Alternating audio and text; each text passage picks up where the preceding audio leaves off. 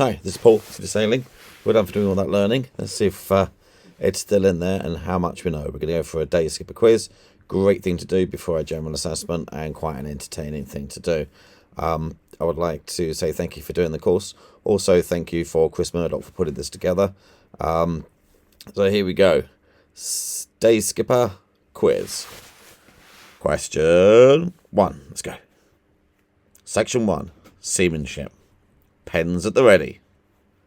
What type of rope is best used for the anchor and mooring lines and why? That is, what type of rope is best used for anchor and mooring lines and why? Pause here, write it down. Let's go. The best type of rope to use for anchor and mooring lines is nylon.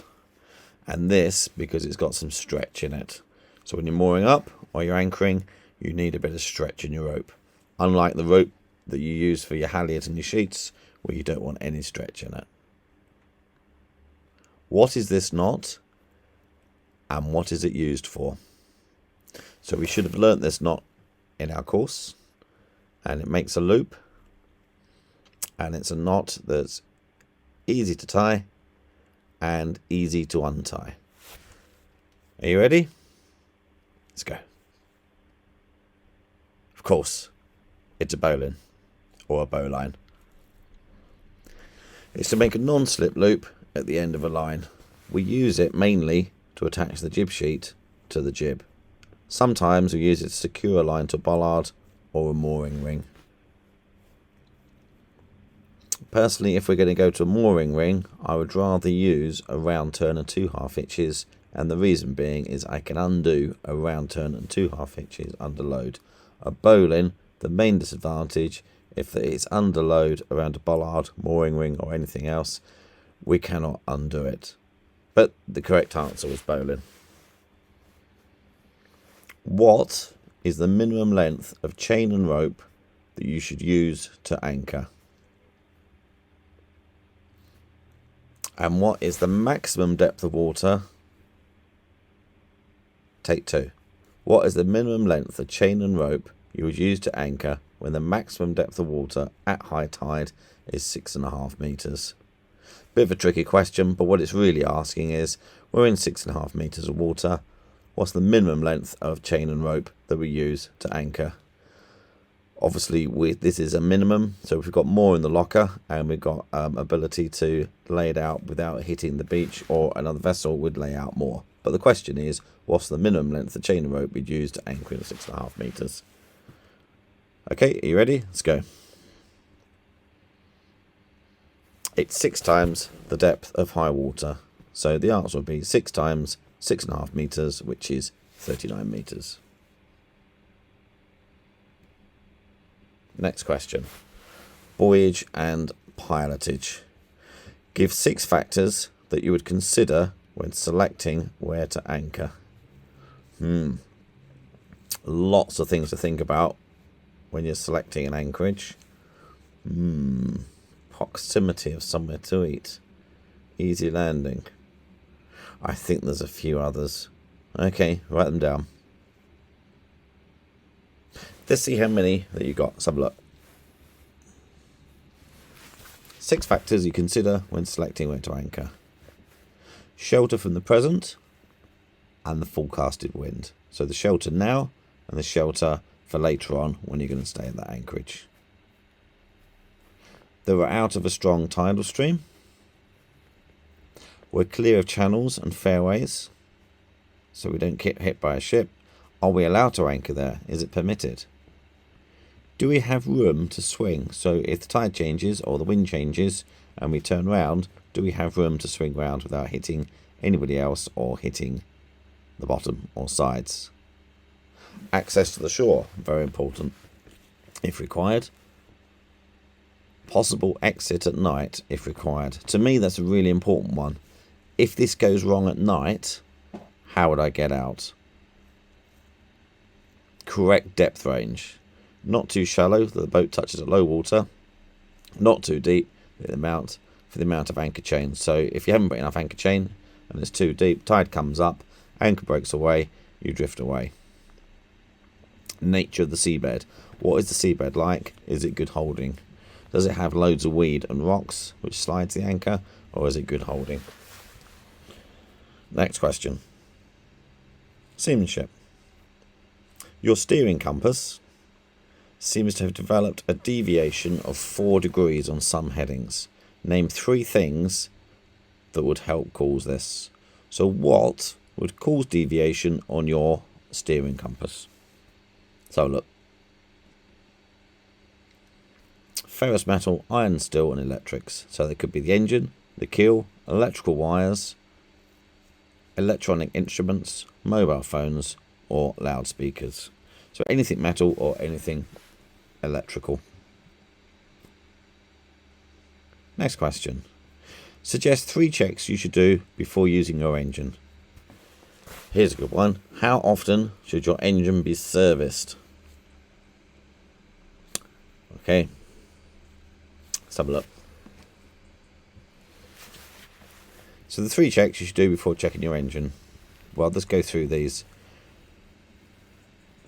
Check that the extractor fan's on. If you're on a motorboat, you should have the extractor fan on to draw air out. Visual check on the belts to make sure the belts are tight. You should be able to twist it 90 degrees or just push it about ½ inch. Make sure we have fuel and the fuel tap is open. Check the fuel filter, make sure there's no water or dirt or muck or diesel bug is in the filter. Check the engine oil level, so take the dipstick out, clean it off with kitchen towel, dip it back in and make sure it's between the 2 lines. Make sure it's not too, if it's thick like Marmite, it's time to change it. If you put it on your paper towel and it all spreads out quickly, it's got fuel in it. So check the oil level and check the oil. Check the gearbox oil level. That is sometimes forgotten because it's a little bit fiddly to get that, and it's quite hard to read because it's clear. So check the gearbox oil level, so undo it, clean it in the kitchen towel, check the level, put it back in. If you don't have enough in the gearbox, obviously top it up. I've learned this the hard way. If you don't have enough oil in the gearbox, if it's a hydraulic transmission gearbox, it won't work when it goes low. So you get out there, throw the lines off, put it into gear, nothing happens. 7. Seacock. That is the tap for the water to come in from the side of the boat to cool the boat down. Make sure that it's on. Okay, and next to the seacock there's a filter. Make sure that that filter is cleaned. Number 8, freshwater level. Check there's freshwater in the header tank. It might be a plastic tank above, or it might be a header tank where you take the top off and you check there's water in there. Check the battery switch. On that point, before you do your engine checks, switch it off, take the key out, put it in your pocket, so nobody can start the engine while you're doing engine checks. Stone ground greaser. As the propeller shaft goes out the back, it needs to be tightened to just feel some resistance, to put some grease in there to stop drips coming back. That is if it has got a greased a greaser on the prop shaft. And 11, hydraulic fluid. So if you've got hydraulics in the system, make sure that you have hydraulic fluid. That might seem a lot, but it will take you about 5 minutes to do that once you know the engine and you get skilled on it. Okay, so you check all those at the end, put the keys back in and check the electrics. So the question is, how often should be serviced? Standard answer, you get saved with the car, should be serviced as recommended by the manufacturer. But most boats, I would probably get it serviced annually to ensure it's reliable. And also, if you're not going to use the boat for a while, get the engine winterized and serviced then. Okay, there's a lot in there. We spend a whole day on this on the City Sailing diesel course. So we go through this slowly, so you come away with all the knowledge of your diesel engine, do your engine checks, how to winterize, and what to do if things go wrong. So that's a City Sailing diesel course that we run in the Docklands. Enough of that product placement, time to move on. List 2 items for engine spares that you should have on a boat. What? Only 2? You should have everything. No, seriously, it could come up with a question. So 2 items for engine spares. see what they say. So 2 items for engine spares you should have on a boat. I knew there'd be more than 2. Fuel and oil filters. So make sure you've got fuel filters and oil filters in case you have to change them.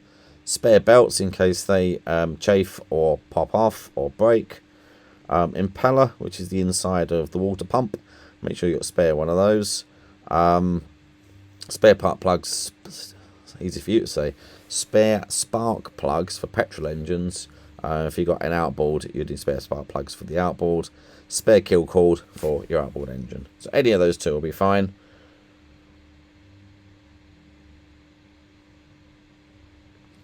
Stability. Seamanship. 2 problems that will make a boat unstable. That means stability and tip from side to side. So that's physical, not well-being of your vessel. Okay, enough of that rambling. Right, 2 problems that make a boat unstable. You ready? Too much water in the bilges. So if you've got too much of the water in the bilges, it's flooding, and that will swish around in the bilges, and it will make the boat unstable because it will move the water around, and it will move the centre of gravity around, and it's called free surface effect of the water. So you must make sure that the bilges are dry at all times. Adding too much weight to the top of the mast. So the more weight you put higher up, the more it moves the centre of gravity up. So try not to add too much weight to the top of the mast.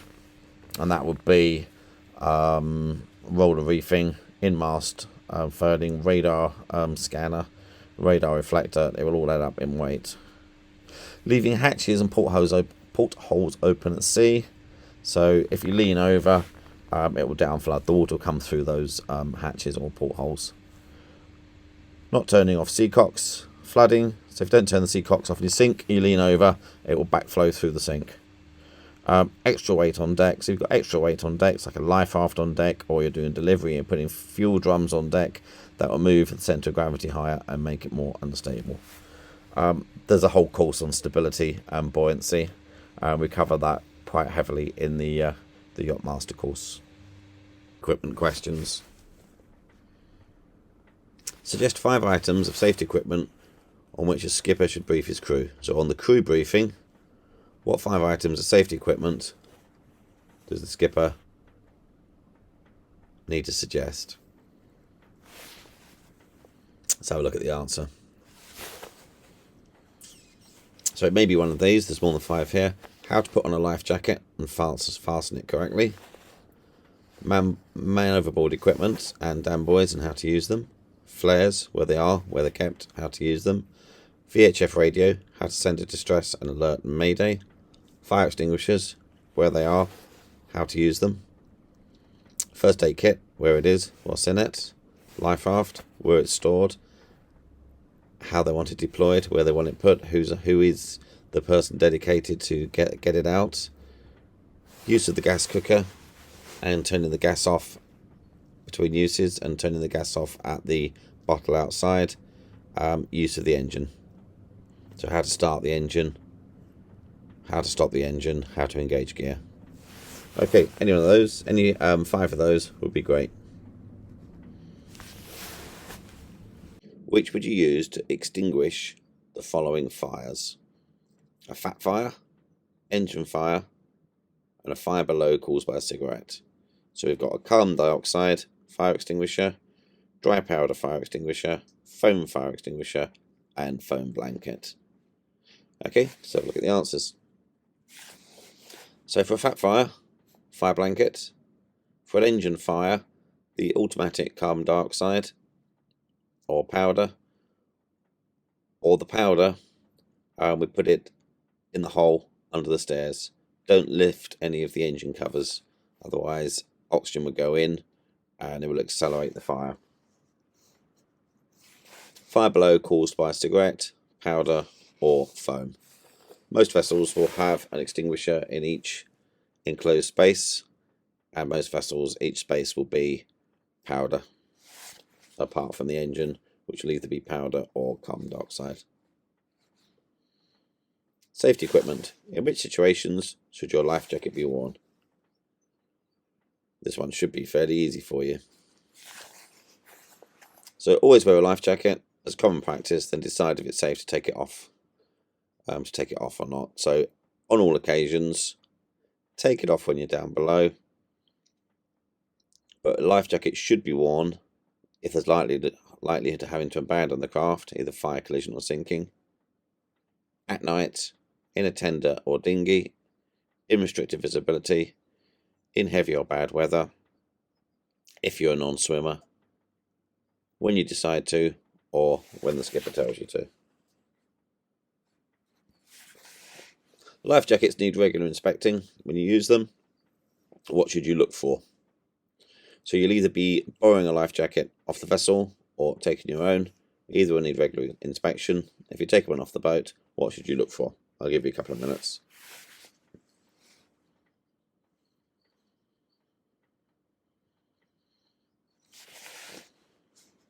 Okay, so check that the gas bottle is screwed tightly and not corroded. So that's the main problem. If the gas bottle isn't screwed in properly, when it goes off automatically or you pull the toggle manually, all the CO2 comes out between the bottle and the plastic fitting and it doesn't inflate the life jacket. So the bottle needs to be tightened up. As you wear the life jacket, some life jackets, it will tend to loosen the bottle. So make sure that's in tight. Check that the battery for the light is in date.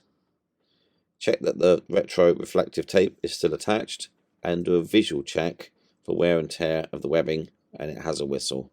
The stitching on the webbing should be a bright colour compared to the webbing, so you'll be able to see if it's coming off or not. Take particular attention where the webbing attaches the life jacket towards the top of the life jacket. Also, if it's an auto, it will have an expiry date on the plastic on the auto, and if that's expired, that will need to be changed. This is all covered in detail in the City Sailing RYA Sea Survival course. So we spend a whole day and we're looking at life rafts, we're looking at life jackets, and then we work out how to fit them properly, and we then go to the swimming pool and use a life jacket in the water with it fitting properly. Then we fit it badly, and we see the difference between fitting a life jacket properly and badly. So that's the City Sailing RYA Sea Survival course. What are Dan buoys used for? So these are these flags. They look a bit like golf course flags. So what are they used for?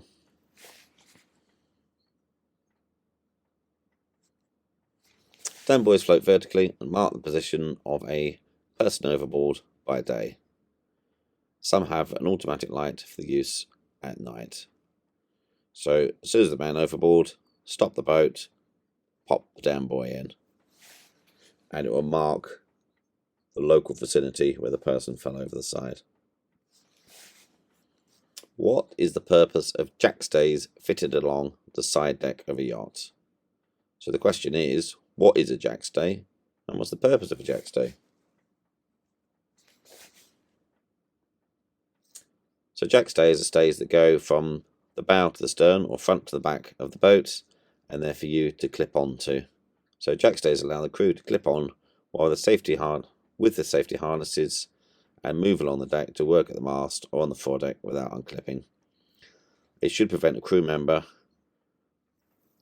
falling overboard if the harness is adjusted correctly. So if you're using a jackstay, you can still fall over the side, but make sure that when you're working on the high side of the boat, and if you have a choice with a long and short harness line, click on the short harness line. And if you are working forward of the mast, make sure that you don't lone work. There's somebody else watching you. So if you do fall over the side, somebody might not see you go under the side, especially it's on the low side, on the lee side, and you might get pushed underneath. It's a life raft with a drogue. So besides acting as a sea anchor, what other function does a drogue have on a life raft? So what other function, apart from being a sea anchor, does a drogue have on a life raft? Okay, let's see. It pulls through the water and it gives the raft stability, helping to prevent a capsize.